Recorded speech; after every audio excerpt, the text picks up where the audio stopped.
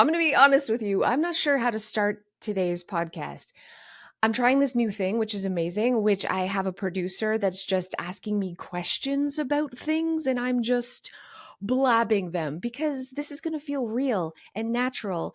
And for you listening, whether you're brand new or you've been here a really long time, I thought it'd be fun to start by taking you on my journey, explaining it, hopefully in a way that totally makes sense.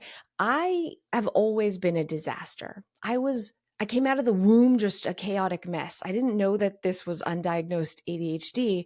I just thought I was bad at everything. Bad at keeping things tidy, bad at managing money, bad at having impulse control. I ate everything. I snorted everything. Can I say that? The point is, I was not a great human. And then I decided enough was enough because even though I didn't want to live in society's box, being outside of the box was really hard and cold, and I was hungry and it was awful. So I started trying to follow the rules. You get a job, you pay your bills, you clean your house, you get married, you have children, you follow the path that has been worn out by all the people ahead of you. Unfortunately, like I sucked at all things adulting. And I had to try and fail a million gazillion times to find out what works. And what is so fascinating is what actually works is not following the path and the rules, but making your own. It's understanding what works for you, what doesn't, and why. And when I finally embraced that, and I started with my house, which looked like an episode of Hoarders, when I started there and stopped organizing the way my husband did and the way I thought I was supposed to, and embraced a less organized, messy approach, things stayed tidy. I could find my shoes, both of them, and the keys and the umbrella, and I could put things away, and my mother-in-law could pop over without judging me with her judgy eyes, and it was awesome. I know some of you have been with me for like 14 years. Some of you, maybe it's been 4 days, but I thought it would be really fun to go back down memory lane, to start maybe at the beginning and walk you through the journey so that you can really understand the process and why this works. I hope while you're listening to this podcast that it gives you maybe like some hope, because where I was 14 years ago, 15 years ago was in a pit of despair and just a disaster in every way. And I pulled myself out and I learned how to make life feel easy. And hopefully, along this way, you'll learn those tips and tricks too with me. And maybe I'll make you laugh. Hopefully, I don't make you cry. Sometimes I cry. But the point is, together, we can get to a place where we're enjoying our home and our life. And yeah, we definitely deserve it. Hey, Clutterbugs, welcome back to the Clutterbug podcast. Today, we're going to talk about my Clutterbug journey, and that started 15 years ago, question mark. Listen, math is hard for me, so I'm not 100% sure, but it started with, let's just get, okay. Here's where it really started. It started with me tackling my own house.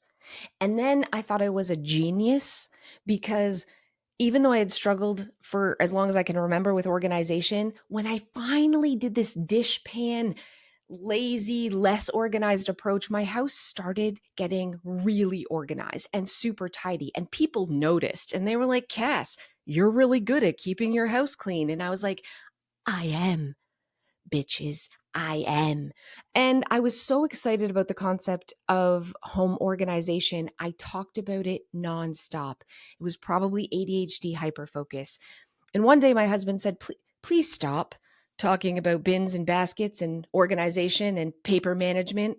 Let's talk about the weather or grass like normal couples. And he gave me this flip camera and told me I should make videos and put it on this thing called YouTube. Meeting Joe was definitely like a catalyst for change in my life because when I met Joe, I still smoked a lot of weed. Can I say that? Fine, whatever. I carried a backpack everywhere I went because I had been arrested so many times. I always thought at any moment I would be going back to prison. I actually did have warrants out for my arrest, and I knew that at the time.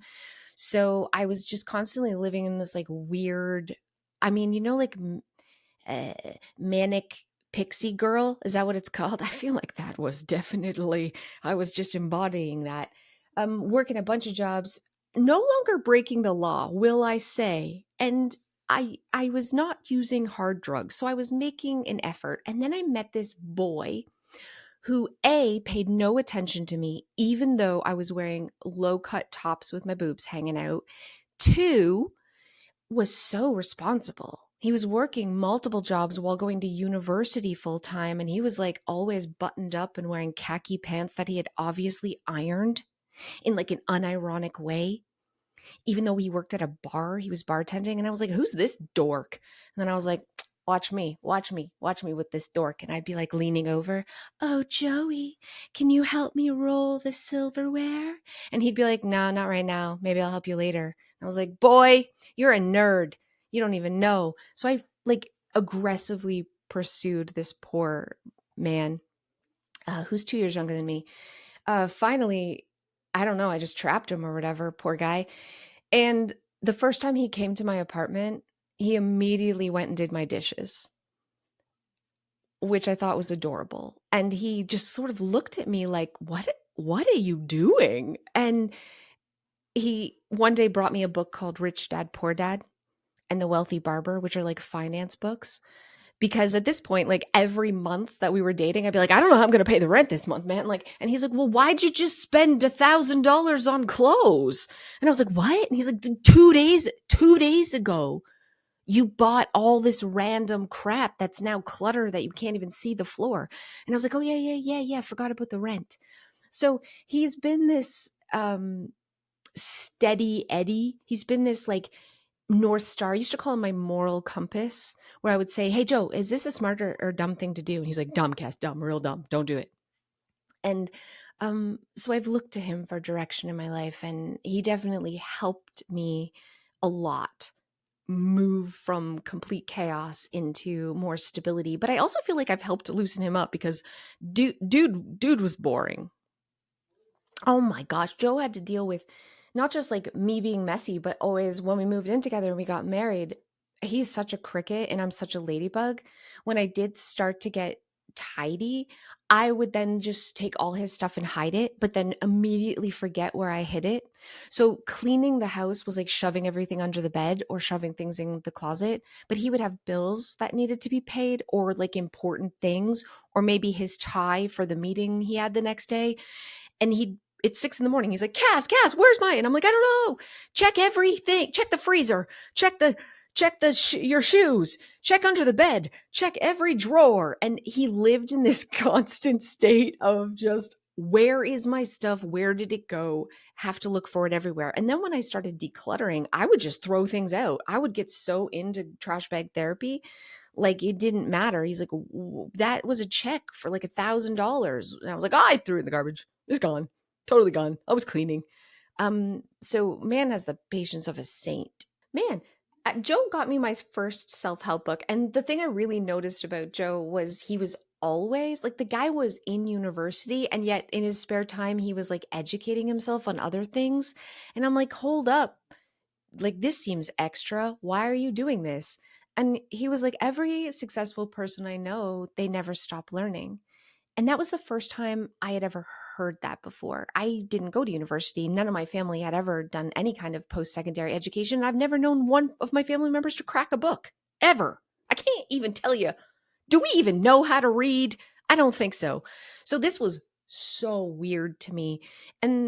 But I gave it a try. And the more I read, the more I became really obsessed with it because it was very quickly impacting my life in a very positive way. Like I was getting better at things by reading other people who were good at things. So I got super obsessed with that. And I guess, am I that person now? Am I like a self-help person? Weird. Never thought of myself that way, but I guess, yeah, sort of. Sure. It's all comes full circle. Oh man, I think if I'm going to be on a self-help shelf, I assume it's going to be in the home decluttering space, but I also would love to move into Just like the general self-help would be so great. And it's not like I've come up with anything on my own, but I've gathered all these little tips and tricks from all these other experts and been able to kind of massage them and put them away that helps for even the most biggest disasters like me. You know, I found a way to like make it work without having to get up at 5 a.m. That book sucks, by the way. The 5 a.m. Club, what is wrong with you? Who's having cold showers and who's getting up at 5 to go to the gym? No, you don't have, but that's the thing. You don't have to be that way. You don't have to be disciplined and motivated and be a person who like, you don't have to be David freaking Goggins to have a really incredible life. You can find your own way to get there and your own path. And my first video was so awful. I started a channel called Malatos79 because I was born in 1979 and my nickname as a kid was Malatos. And I uploaded this video of me like being way too excited about organizing my closet with dish pans from the dollar store. I did not have a tripod. I did not have lights. I held the camera like 2 inches from my face. You just looked up my nose at boogers the entire video. People in the comments were like, I feel like I'm going to throw up. You're shaking and moving everywhere. Um, but I didn't care because I also read in those comments people who said, I'm going to try this, or I tried this and it's actually working. Honestly, that first video started out with like, I remember waking up in the morning and I had maybe 10 views and then 100. And then before I knew it, I had over 1,000 views on how to organize your closet, which felt amazing. It felt validating as somebody who has always sucked at everything to finally be in a place where I can be useful, where I can be helpful, where I can do good in the world after all the bad that I had kind of spread around. It almost felt like, I don't know, repenting. Does that make sense? For my troubled youth. And then I got really excited because I was sharing my passion. And guess what? Other people were feeling the same passion. I had found my tribe of messy people just like me who needed a different way, a new approach. And I started making videos about everything. I organized my socks with like Kleenex boxes. Don't judge. It was bad, but it grew and I got better. And everybody who was watching, their homes got better too. And fast forward to today, and I have a different channel called Clutterbug. Reasons, horrible reasons of why Malato 79 went under. Oh, it's so sad. Okay. So I every week would put up a video while running a daycare, while being a mom. I just was so excited about organizing. Anytime I was doing anything to make my house better, I would make a video, or a client's house better, I would make a video. And I would share it on this channel, Malato79. And then one day someone asked me, I don't remember who, they were like, how much money are you making? And I said, you can make money off YouTube? At this point, I had almost 100,000 subscribers. And I had been doing this for 4 or 5 years, dedicating a huge part of my spare time to just trying to help people get organized. And anyways, it turns out, yeah, no, I just had to like click a button and apply for something called AdSense and I could start making money. It was ridiculous. Okay, this is like in the beginning of YouTube. So no one had told me this, and I'm not smart enough to research. Anyways, I turned it on. The first month, I made like $2,000, which was more than I made running a daycare. And my mind was, I was so, I mean, you're doing something you love and you're getting paid for it? Hold the phone. This is insane.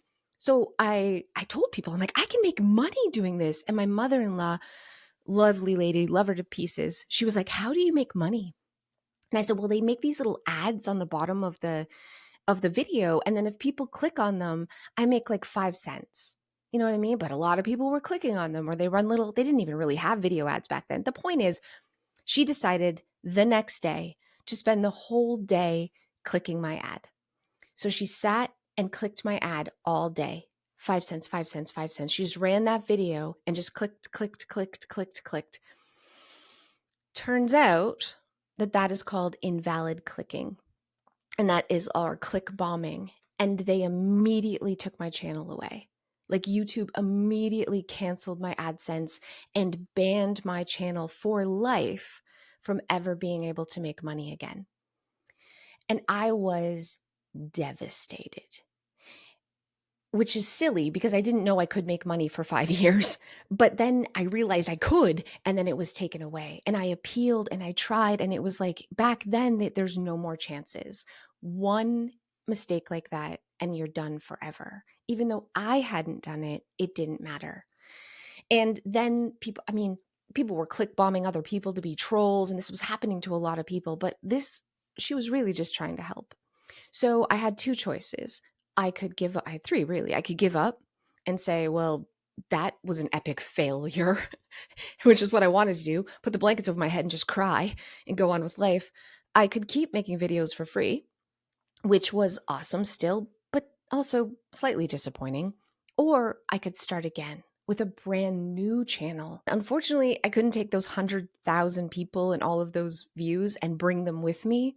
I had to slowly start again, building from the ground up, one video at a time, one subscriber at a time. And it took me 3 more years to get to where I was at Malato 79. So 8 years of not making a dime, doing this every single day. I definitely I included my family a little bit. Joe never wanted to be on camera, but sometimes I would have my kids involved sort of like as in the background character, but I never went in like family vlogging. I think mostly because I didn't enjoy watching that type of content. I always found that so weird. Like you're watching other people live their life, like their boring everyday life, like their kids are playing at the park while you're sitting in your living room, watch other people play at the park. That's weird. My only goal with my channel was how can I help someone? How can I inspire them?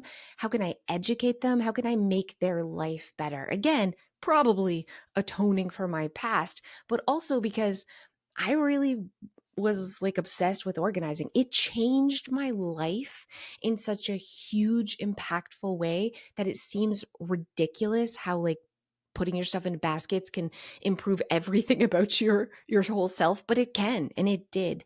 And I just wanted to really share that message. You would think like having a mom as a YouTuber would be cool. Apparently it's not, mostly because I clean toilets and stuff in my videos. So my kids are so embarrassed.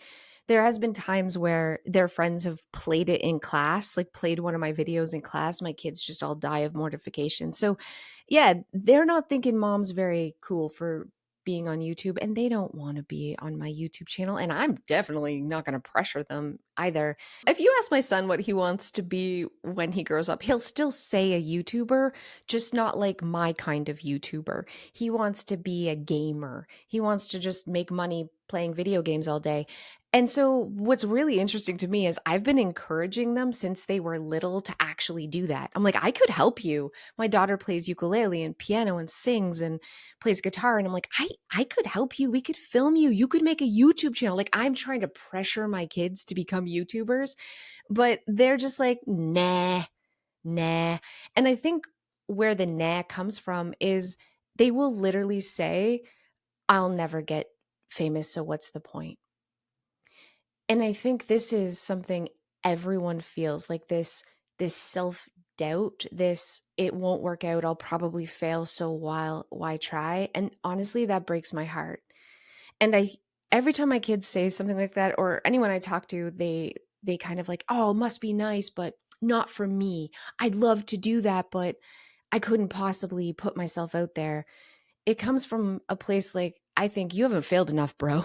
That's what I like. Your life hasn't sucked enough. You haven't embarrassed yourself enough to stop caring if you embarrass yourself. My whole life, I was a failure disaster. So to put myself out there and fail doesn't sting. I feel like it does for other people because I'm just so used to it. Sucking is something I've always done. So who cares? The day in the life video, I was super scared to put out because I felt physically ill watching it. And so I don't want to make other people so cringed and embarrassed that they feel physically ill. Like that's too far for me. But if I'm baking a cake and I drop the mixer and it splatters cake batter all over the place, I'm like, yeah, that's awesome because that's relatable. And I don't see that as failure. I see that as like celebrating the chaos of life. My kids are different. Yeah. Some of the things that have helped me, obviously, not overly caring what people think has been helpful. Other things that are helpful is having clearly defined rules in my life, but also goals. Man, goal setting is probably the most impactful thing I've ever done in my life, like literally goal setting. And what's really fascinating to me is when I talk to other people and I say, like, what's your big goal that you're working on? 99% of people will say, I don't really have one. And that is heartbreaking to me. When I'm talking about goals, I'm talking about insane, big, dream, huge, like it might fail, but who cares kind of goal. Vision boards are something that I started doing a while ago. And I know it's woo woo, and I'm not like a crystal rubbing, essential oil huffing person, but I will say that there's something a little spooky about putting your goal on paper and allowing yourself to pretend it might happen. Does that make sense? I'll just tell you, some things are weird. Am I magic? No. Okay. Things that have ended up on my vision board were writing my first book before I had even written a word. I put this on my vision board that I wanted to write a book. 2 weeks later, I got a call from a publishing house offering me a book deal. I did not put this out there to anyone. This was like a private thing, which I thought was like goosebumps, amazing, right? I also was watching Marie Kondo's show on Netflix with my assistant at the time. And I looked over at her and I said, man, we should have a TV show. This, like, we could do this. I was like, do you know anybody in the TV industry? And she's like, no. She's like, put it on your vision board. So I literally put TV show, hand wrote it, and pinned it on my vision board. And 2 days later, I was contacted by a producer named Heidi. 2 days later, I learned making a TV show that I didn't really love making a TV show. What I actually like, it was amazing to help people in a way bigger way than I possibly could on YouTube with the budget and the crew and the construction. Like, wow, did we make some transformations to people's homes? But it was a lot of work, and believe it or not, you don't get paid a lot to do TV. There's no money in television. It's more just for bragging rights, I guess. But what I learned is to just be so grateful that the career that I do have. YouTube is really amazing, or being a podcaster, or being a writer, being able to do something you love and share your passion with the world on your own terms. You make your own hours, you get to do whatever you want. There's no boss. You are your own boss. And so every success and every failure you have, it's on you. And you learn so much and you grow so much faster because, yeah, at the end of the day, the only person you have to be accountable to is yourself. The other amazing thing is the community that comes with doing this. So whether it's YouTube or podcast or even writing, the people who choose to listen are your people. They're people who are like you and who have the same interests and passion and sense of humor, thankfully. And you get to find your tribe, you get to find your family. It's amazing. The comments that I read, everyone's so positive, and I can really hear that they're excited to change their life in a better way too. Like they're ready and willing and taking the steps to transform their own life. And I get to have some tiny little small part of that, which feels so amazing. As a family, as a big group, we are all leveling up our lives together, and that feels incredible.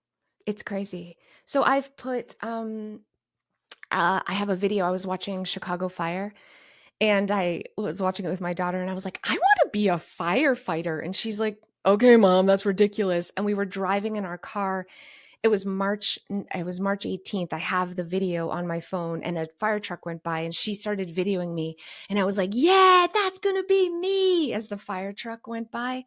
And I went home and I printed a picture of a fire truck, and I put it on my vision board. And 1 month later, in April, I looked online and they were hiring, and I applied. And exactly 1 year later, March 18th. Oh my God, why am I getting emotional? Um, yeah, the next, like exactly 1 year later, I went on my first fire call. It's crazy, right? And yeah, there's also lots of things that like didn't happen magically. 5K is still on there. Other things, but TED Talk was something that I put on my vision board that came true. Becoming a keynote speaker is something that I put on my vision board. Moving to a new house, becoming a beekeeper, little things, even like starting a vegetable garden. Anytime I'm like, what would be so awesome? I instantly take the time to go write it down or print off a picture on the internet and put it up on my vision board. And I'm pointing because it's right beside me. And I look at it every single day. And do I think it's magic? No. But what I do think is that it redirects my brain in an unconscious way, that I continually work towards those goals, that I have an end point in mind at all times, that anytime I'm like, what should I do right now? I should work. I should take a tippy toe step towards one of those goals. And I also, even though I don't believe in magic, I will say there is something powerful in putting yourself out there, in being positive, in opening yourself up, like being brave enough to open yourself up to possibilities in a really vulnerable way. Like saying to out loud, I want to be this. I want to do this. You'll be amazed at what you can actually accomplish. So a few years ago, I was approached by Dawn from The Minimal Mom, who I really love. She's a minimalist, and Dana from A Slob Comes Clean, who wrote this incredible book, How to Manage Your Home Without Losing Your Mind. I'm a huge fan of her. The three of us got together and filmed a course about taking your house back, because all three of us suck at taking care of your house. Like all three of us were hoarders. And we all learned how to overcome that kind of different ways. So we came together and shared our processes, and we kind of didn't always agree on things, but mostly we agreed. And we came up with a step-by-step plan. And what was so insane is like over 30,000 women and two men. There might be more than official. I think there's like maybe 3 men, but anyways, join this group. And oh my God, it is this unstoppable, insane force that honestly you could take Dana, Dawn, and I out of the equation, and it's just as amazing. In this group, they do daily Zoom meetings with each other to body double. They support each other. They know each other's like birthdays and kids' names. It's literally a community. It is a village of women and 2 men coming together to lift each other up and support each other at all times. And I go into that group almost every single day. It's a Facebook group, and people are posting before and after pictures, and people are just like, I literally get emotional and cry all the time, seeing the transformations, but more than that, seeing the love that they have for each other. It's freaking beautiful, man, because we don't always have that in today's society. We don't always have like a close-knit group of family or friends to support us. So to see that on the internet, it's just incredible. I've talked a million times about how the 4 Clutterbug styles came to be and how that came out of failure and ended up being this wonderful, successful win. But I also have like little catchphrases, I guess, that have come out that I find I lean on a lot, that are really helpful, because again, learning from failure, learning from doing things over and over and over again, and what works and what doesn't. One of my favorites is, it's not a cat.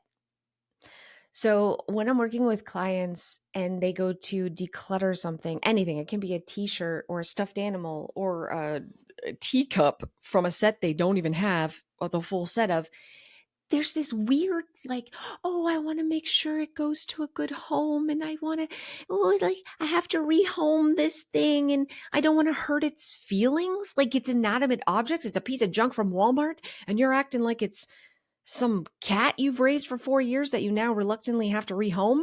And so I was doing a live with people and reading the comments, and everyone was like, oh, but what if? And this t-shirt should go to my sister's best friend's brothers, aunts, uncles, daughters. What? And I was like, it's not a freaking cat. It is an inanimate object without feelings. Stop it. Declutter. It's not you don't have to rehome it. Put it in the trash. And that really resonated with people because I don't know if it's Toy Story. Let's blame Toy Story. But for some reason, we have weirdly emotional attachments to inanimate objects. And when we can zoom out and realize it doesn't have feelings and it's fine to put it in a trash bag, oh, that's freedom, friends. People have made t-shirts. People have it's not a cat t-shirts. I'm not even kidding. Oh, okay, another catchphrase. This one's like more emotional, but you deserve this, or more specifically, like, I deserve this. So the first time I told myself I deserve to wake up to a clean kitchen every day and stop, I cried saying that out loud. What? That's embarrassing to admit, but I did. I don't know why, but I felt like saying I deserve a clean house, I deserve a beautiful house, I deserve all the amazing things that can have in life felt wrong.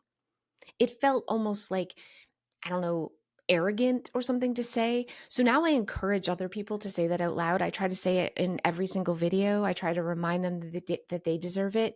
And what's really cool is other people have said they've had the same like visceral, emotional crybaby reaction.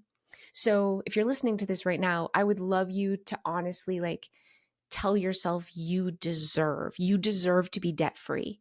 You deserve to have financial freedom. You deserve to have a beautiful home. You deserve to have a happy life. And we just keep saying that out loud until we believe it. Yeah, the first catchphrase I ever had, it was like literally day one, is you're not messy, you organize differently. That one really struck me. And I feel like it has really hit home with a lot of other people too. I grew up my whole life feeling messy. I told myself I was messy. Everybody around me told me I was messy. But when I realized that I actually wasn't messy, I organized differently and I could find my style. Man, it's all about self-love, isn't it? Anyways, that catchphrase, that's hung around for 15 years. That's bonkadonks. That's amazeballs. Are these catchphrases? I'm sitting here trying to remember my catchphrases, and I can't think of any. Like amazeballs comes to mind, but let me know in the comments what are some of those like weird things that I say over and over again. Maybe ones that have resonated with you, or ones that you just think are odd. Let me know in the comments. In terms of catchphrases, one that I find myself saying all the time is you have to have rules and limits, rules and limits. And I don't even know where this came about. Like, I feel like I'm kind of anti rules and limits, but not really, because rules and limits have been my saving grace for a really long time. I feel like I started with rules and limits because Joe helped me put some rules and limits on my life. But even before that, let's get real. I started with rules and limits because I was such a screw up in my life. I had to have hard stop boundaries. So the first rule I ever had was you're not allowed to break the law. And I know that sounds really dumb, but before it was like me, everything was gray. Everything was gray. If everything's gray, life has no color. So I had to have those hard lines. And then I was like, you're not allowed to drink alcohol. You're not allowed to do narcotics. And now I don't even smoke pot at all. Like I have these hard rules to keep me. It's like bumpers when you're bowling, you need like the bumpers in the gutter so you don't fall into the gutter. I needed bumpers so I didn't fall into the gutter. And for whatever reason, having these hard, strict rules allowed me to just not break them. So I could go anywhere I wanted, woo, except outside the lines. I definitely took a detour to come to rules and limits. The reason is, as a kid, there was so many rules that didn't make sense to me that I just rebelled against all of them. I'm like, I don't want to be in your society with your like stuffy, go to work every day. Those rules are made to be broken, man. And so I did. I broke all of them. But then life was even harder than if I had fallen in line. So I kind of like made this big circle U-turn back to rules and limits, but flexible rules and limits, like wide rules and limits. So I had lots of room in the middle to be sloppy and messy and make mistakes, but stop myself from getting into trouble. When it comes to decluttering and organizing, rules and limits helped me not only with my own home, but it really helps me with clients too, because I do think this is something we all need. Dealing with our home can be emotional, it can be stressful, and so the rules and the limits takes the pressure off of us. It takes the decision making off of us, and it puts it where it takes the blame, honestly, off of us, and it puts it where it belongs, which is on the stuff. So a rule that I use or a limit that I use is we can only keep what fits in each space. So we're not allowed to like pile on the floor or pile on surfaces. That's hot lava. We can only keep the stuff that actually fits in the container that we've designated. And another rule is every item we have has to have an actual place to go. Even if that's a basket called random, that's fine. But it has to have an actual place to go. I also have decluttering rules because, man, it's emotional to let go and it's hard. So I come up with predetermined rules ahead of time that I write down that are non negotiable, that I like logically, when I'm not stressed, agreed upon. So when I'm in this decluttering, everything, I'm feeling, look at this thing, it's from my childhood. I don't have to worry about my own decision making. I fall back onto those rules. So if I haven't used it in the last year, if I wouldn't buy it again, if I don't love it, if it was covered in poo, would you wash it or would you throw it in the garbage? Everybody has different rules. You should have different rules for every space, but the secret really is determining those rules ahead of time before you've organized or before you've decluttered so that you have a path, so that you have those bumpers in place so you don't end up falling into the gutter. That's what they're there for. And they are critical to success when it comes to decluttering and organizing your home. I'm going to be honest, fine. The thing that I've really learned about decluttering and organizing and working for people, just all of it, making YouTube videos, all of it, is it's not hard at all. We make it hard by thinking it's going to be hard. Honestly, that's my biggest takeaway every time I work with a client, every time I do something on my own, every time I talk to other people who are in this space. It's the same thing. You've made your own roadblock. You're having trouble decluttering your house because you're telling yourself you're going to have trouble decluttering your house. You can't get organized because you're telling yourself you suck at organizing. You are expecting to fail. So you're either not even trying or you're trying to copy how other people do it so that you can't fail because you're borrowing someone else's plan, which means you're going to fail. You are the expert. You know your space and your stuff better than anyone else. So why are you looking to me or anybody else to tell you how to do it? It really comes down to confidence. We talked earlier about like you deserve this. That's the crux of it right there. People are not believing in themselves. They are overcomplicating, they are over planning, they're over researching, they're over analyzing, and they're being overly critical of themselves and have overly huge expectations of what they're supposed to be like. And that's the true reason why people are failing. My own journey it's been nutso butso. It's been a bumpy road. I've had failures and detours and just it's been chaotic, but it's also been awesome. Now I have the ability to just kind of carve my own path. And I've made signs. I've put up signs and boundaries and bumpers, and I just follow those along the way, and things sort of magically work out. It's not really magic, it's rules, it's knowing yourself, it's faking confidence till you start to actually have it, and it's realizing that you don't copy other people to get to where you want, that you have to carve your own path in life. I'd like to take a second to thank today's podcast sponsor, HelloFresh. I've been using HelloFresh for a few years now, and I love it, mostly because Cooking for a family of five and having to go to the grocery store and having to meal plan is a pain in the butt, but HelloFresh makes it really easy. Everything is really fresh and there's no waste because everything's pre portioned. I just follow the step by step picture instructions and have an amazing meal. And my favorite part is right now they have over 100 recipes to choose from. And a lot of them are under 15 minutes, really low in calories. So no matter like if you're doing keto or you're vegan, there are options for you. Go to HelloFresh.com/clutterpod10FM to get 10 free meals and a free item for life. Again, that's HelloFresh.com/clutterpod10FM. Free meals applied as discount on first box, new subscriptions only, varies by plan. Let's do a Talk to Cass segment. Do we have a song? Talk to Cass. We don't know. Do we have Talk to Cass? No, not that. All right, let's start with Jorge. Maybe he's one of the two men who are in the Take Your House Back group. I don't know.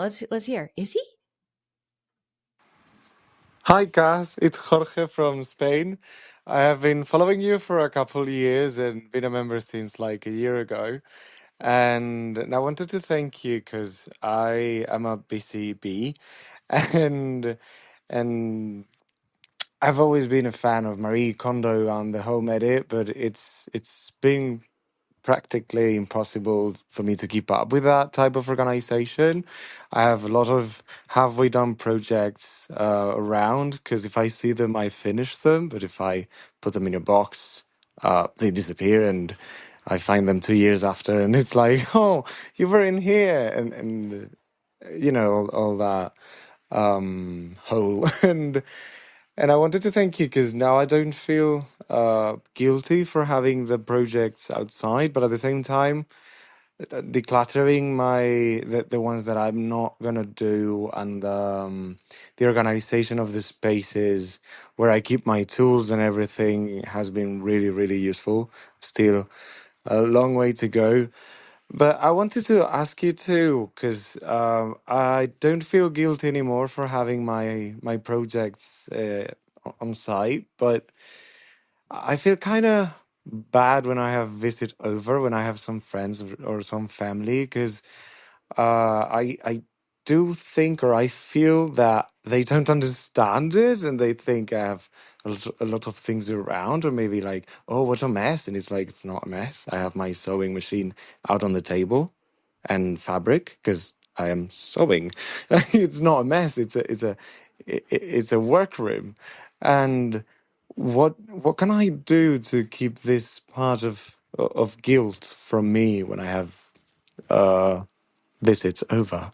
Thank you so much. I love you. You've changed my life. Thank you. Oh, I love that. Thank you, Jorge. This is so good.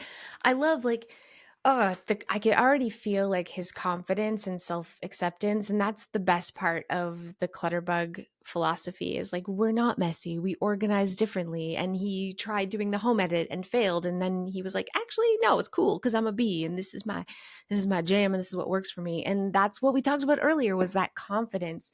And so, Jorge, listen, I'm going to say this thing to you that I think more confidence with people who come over that you're perceiving are judging you. I think you're probably judging yourself a little bit and maybe projecting that onto them, even if they make a little joke like, oh, looks like a mess. I guarantee they're not actually judging you. If they are, who the freak cares what they think? Because they're not exactly kind people. But I want to see you build up your confidence in, like, yeah, I'm working on this. And that's why it's out because I'm creative and I'm amazing and I'm making stuff. And if there are spaces that you would like to use for entertaining that are currently being taken over by projects, one thing that I would encourage you is to go with mobile cart options. So, not just a 3-tiered cart, but you can actually get like carts from Home Depot that are utilitarian where you can put your sewing machine on top and you can put the fabric and then you can wheel it either to another room or somewhere else where you're not using it. I just did that in my new kitchen. I put my island on casters that are locking so I can wheel it out of the way and wheel it back when I want to use it. That's really helpful for bees, especially with projects that might be in communal spaces. But otherwise, I think you're doing awesome and just keep like Being proud of yourself. That's the secret. Let's hear from Jenna. Hi, Cass. So I'm actually a girl in my early 20s. So I'm not a mom who listens to your podcast with kids and a husband and a whole home to maintain, but I do have two little kitty cats who I love very dearly, but having them and ADHD definitely makes my home and living alone a lot harder than I thought. And one of my issues is in my room, I'll always just throw my clothes on the floor, and no matter what I do, can't seem to figure it out. I've taken some tips like putting things in bins or piles have been helping, but if you just have any tips for me, for people like me who just take off their clothes and throw them on the floor instead of putting them in a drawer where I forget about them, that would be great. And any other tips to younger females that you think would help, especially if they're living alone with cleaning the house and maintaining a nice and comfortable space. Thank you so much. And I love your podcast and I love listening to it every time I clean. Bye bye. Oh, Jenna, I love this. I love that there's the youngins up there because I wish I would have known like these life skills earlier. So by the time I did have kids and get married, I wouldn't be behind the eight ball. So good for you, my love bug. Something I recommend immediately. I almost feel like I can visualize your room. You need hooks on the wall, but let's go a step further and let's pick a wall in your bedroom where you can do a floating shelf above and then a big row of hooks underneath so you can plop your clothes really quickly. But then above that, I would love you to display some artwork or pictures of your cats, maybe a few plants, so that it becomes part of the decor. I saw this at IKEA and I thought it was brilliant for butterflies because it made a wall of hooks beautiful and it made, yes, you're going to have like random hoodies and jeans and maybe pajamas on it, but it's not going to look like clutter. It's going to look like a feature of your space. So that is 100% what I would recommend for you is to make your everyday living stuff like your clothes have like feel beautiful and feel intentional in your space. Let's go to a quick question from Pam. Hi, Cass. This is Pam from Texas. I'm curious, what solution do you use in your mop? If you've said it, I totally missed it, but that's what I would like to know. What you use in your mop. Pam, I know what you're saying. At first, I was like, what solution do I use for my mop? I thought you meant like an organizing solution. But now I realize what you're saying because I am obsessed with a spray mop. It doesn't matter the brand. I've tried Veleda, I've tried Rubbermaid, I've tried the cheap ones from Amazon. They're all awesome. And I keep the solution in it at all times. And then, like the pads, you rip off and you wash. Greatest invention of all time for lazy people who want to clean house all the time. Anyways, the point is, my favorite is Vim floor, like Vim multi-purpose floor cleaner, and I mix it like literally a capful and then the rest water. But I've used everything because I just don't care. I've used any kind of multi-purpose cleaner or even vinegar and water. The secret is way less cleaner than you think, like a like a smoosh, like a splash, like a beep, like a lit, like a nothing, and then mostly water. That's the secret. Also, quick secret, people, I know this is random, but have bought these spray mops, not the one that you have to pay the money for the solution in the pads. What's it called? You know, the Swiffer? Not that one. Not that one. The like one that you use your own solution in your own pads. Anyways, I digress. If you fill it with hot water and then you let it sit, it pressurizes the the solution bottle. So then when you try to squeeze the nozzle later, it doesn't work. And then people squeeze really hard and they break it. And they're like, Cass told me to buy this thing. It's a piece of crap. It broke 2 days after I listen. It broke because you have to release the pressure from the bottle. So I just always use room temperature. But if you have used hot water, just crack the bottle, let the pressure come out, close it back up again, and you can continue using it. This next one, it's anonymous. They didn't leave their name. Let's listen. Hey Cass, I have a question for you this time. What do you suggest for living in a temporary space, but the temporary space is permanent for the foreseeable future? Do you declutter down to absolute bare minimum and get rid of anything that doesn't work in the current space you have now? Or do you try to make it livable enough while still holding on to things that you have maybe enough of a guarantee to keep them for a future space? And how would you go about evaluating those items other than, of course, keeping only what fits logically in the space that you're currently in? Thank you so much. I recognize your voice, Anonymous, but I can't put my finger on who you are. So if you know, in the comments below, if you remember, let me know. Um, I love this question so much. I'm going to just be brutally honest with you. You keep what fits today because one day, yes, maybe you'll get a bigger house. You will grow to the fishbowl then. You will always be acquiring new things. So I will encourage you to have a memory bin and put that under your bed is a great memory bin because there's always such a useless space under there. So get one of those roll out under the beds for your memories. Don't declutter memories and special things. But everything else, whether it's dishes or furniture or area rugs or pots and pans, if it doesn't fit in the home you're currently living in, you don't need to keep it. All of those things you could find again in the future at a thrift store or people could give to you. And honestly, you're going to want, as you move into a more permanent home, to slowly acquire new things for that home, anyways. Always err on the side of less. Always give yourself breathing room to make room for tomorrow instead of hoping in and just living for that someday. Declutter, my friends. And also, here's the other thing I'm going to say. When I first started out my journey, I really hated the space I was in. It was small, it was ugly, I didn't have any furniture. And I had a really hard time getting motivated to keep it clean because even if I cleaned it, it would still be ugly, right? Like I still wouldn't like it. So, this is where the power of pretty comes in. I would encourage you to pick one small spot in your home, whether it's your bedroom or even like your living room area. And what can you do to make it feel beautiful? All of my first furniture I picked out of the trash. I admit, even the sofa, I wouldn't recommend now with bed bugs. Now, the point is, um, you don't have to spend money to make a space beautiful. There are little things that you can do and find and arrange, and um, yeah, bloom where you're planted, or call it lipstick on a pig. Whatever you got to do to love your space a little bit more instead of dreaming of the space you'll have in the future.